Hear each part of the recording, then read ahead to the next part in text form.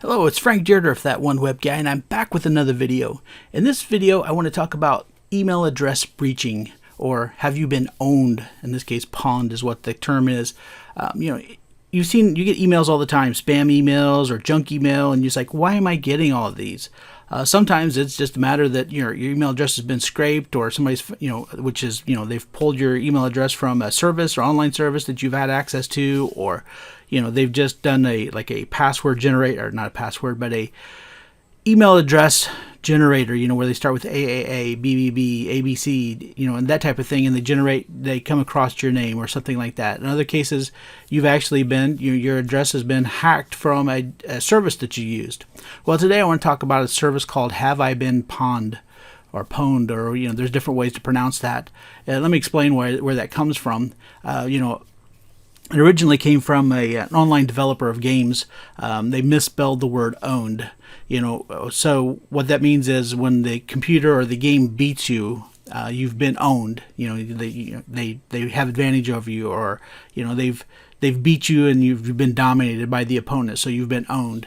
Well, in this case, the developer misspelled the word owned in the game and hit the P instead of the O when typing that in. Didn't realize it, and then the gamers just start saying, instead they'd say he's been pawned. So it was just kind of a thing that caught on in the online gaming world. But it also it's been taken over or been used by hackers. I pawned that guy, so I owned that person. I owned their email address now. So a lot of the times that happens from database breaches. As you can see here on the screen, there are 772 million collections of email addresses. These are the largest breaches where they've come from different places. These are recently added breaches.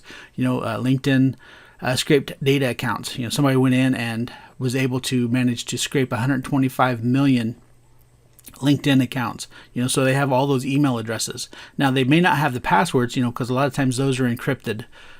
Some places the email address is encrypted as well, but more so the passwords are. So they may not have access to your accounts and things like that. Other cases, they have a way to gain that access. So you can see here's the MySpace. For people who are still using MySpace, 359 million accounts. And there's a place on here that you can actually see if you've seen who's been owned or pawned. You can see, they start listing, it has this like a web host, and it says the date that it was possibly that they were accessed, the data breach, the number of accounts were compromised, such and such like that. So you can actually scroll through here and see if any of the accounts that you use have been there. But there's an easier way to do that. You can actually go to the homepage of this site and type in your email address. Now I'm just going to use one of my email addresses that I use on occasion. It's one of my Gmail accounts. I am going to check to see if it's been hacked somewhere, and it says, oh no, there's been 15 data breaches and found one paste, subscribe to search sensitive breaches. So we can actually see, I can see where this account has been accessed. So Better Business Bureau of USA Businesses, it's now on the spam list, over 105 million individuals. Bitly was a service that I've used before. Black Hat World, it's a service that talks about techniques and stuff like that. I don't believe in using black hat attempts to improve your website, but I like to see what other people are doing. Cafe Press is a service I used a long time ago, and there's 23 million. Canva, that's a pretty popular service. They had a data breach.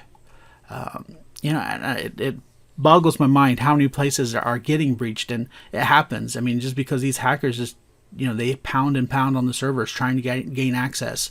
As a web developer or website, I'm a website, I don't know what you want to call it. I do more than just website development and design. I take care of people's sites and manage them and host them and look after them and fix sites when they've been hacked themselves. So I see a lot of the different techniques. That's one of the reasons I look at like some of the black hat sites and stuff like that to see where people are getting in, breach tools that they're using, and so I can search and find those on servers. But it boggles my mind that they take so much time to figure this stuff out when they could be doing it for good. So what I need to do, of course, is then go through and make sure that I have that my password hasn't been breached for these as well. So what I will go do is go to each of these services and log in and change my password. I may have since this breach, because this was in February 2019. If I've not used it in a while, I may have to go in and change the password anyway, but I will, I occasionally do that, and I use a lot of services. I can't always think to go back and remember to change all the passwords. So by using this service, I can log in, see which one of my accounts, and I use several different emails for different things. I could see which ones have been attacked. Like this one here is compromised data. It says dates of birth, email addresses, instant messenger identities. That makes no difference to me. IP addresses, passwords, usernames, and website activity. So this one, they actually did use their passwords.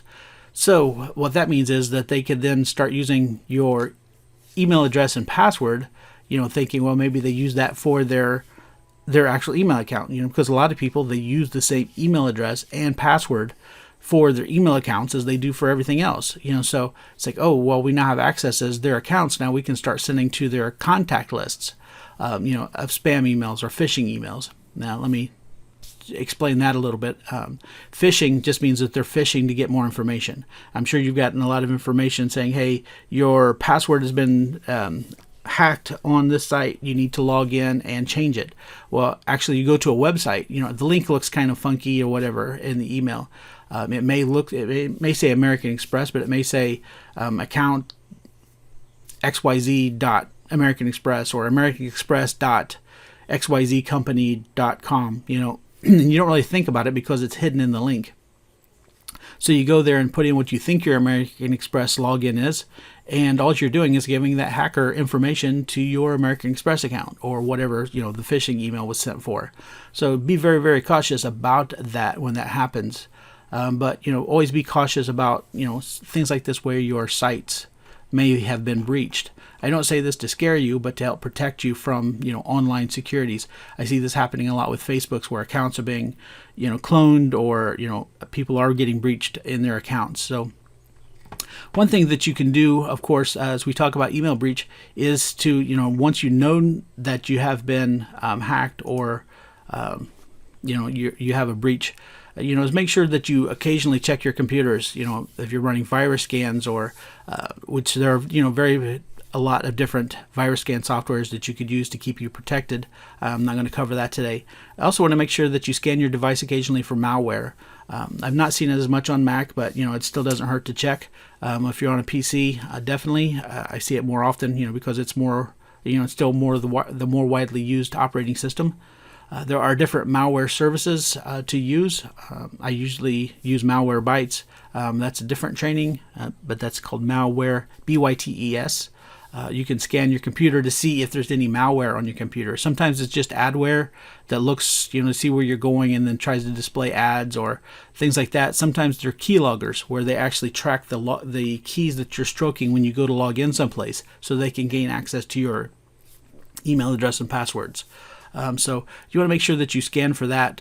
Obviously, after that, you want to go ahead and change your passwords to different things. Not a bad idea to do that a couple times a year just to be safe. I will not cover changing your password today. I've done it in the past where I've showed you good procedures for generating a password, something that you can remember. Because sometimes we use password managers. I use 1Password, but there are others. Sometimes we just write them down somewhere on a piece of paper near your desk, which is kind of risky as well, depending on where. If you're in the workplace, if you're home, not a big deal.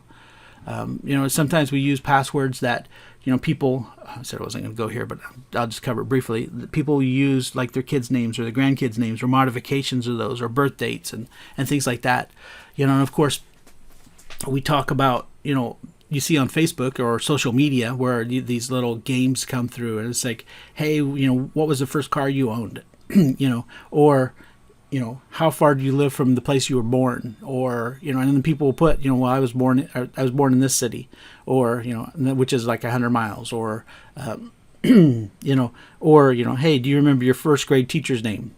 Which a lot of these, if you think about it, are password reminders when you go to create an account somewhere. It gives you like 3 cases to, put in something to, if you're going to reset your password, they can say, make sure that it's you that's requesting the password.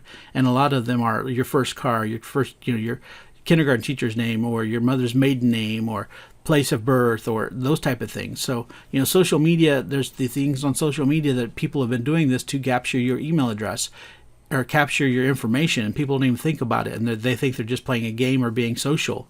So be cautious about those when you're filling those in. Just something to think about there. So, you know, be careful when you're changing your passwords and do it frequently. I also say, you know, check your email settings. You know, just make sure that your account, you know, that you're not getting a lot of phishing or, you know, those type of things. Check your email account settings. Make sure you change your password there as well. You know, also in your social media accounts, you know, I would say, you know, if you're starting to see some odd activity or, you know, a lot of friends are getting friend requests from you, it's a good idea to change your password there as well.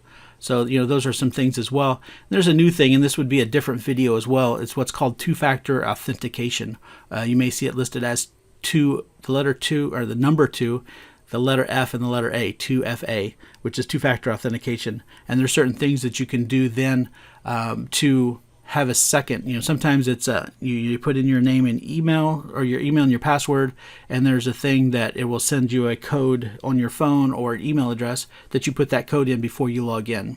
Now, I know it's a hassle and it's a burden, but it's just an extra level or a second level of authentication to make sure that, you know, your data is less hackable, or, you know, more secure. So just think about that as you use those services. Again, I hope you found this useful.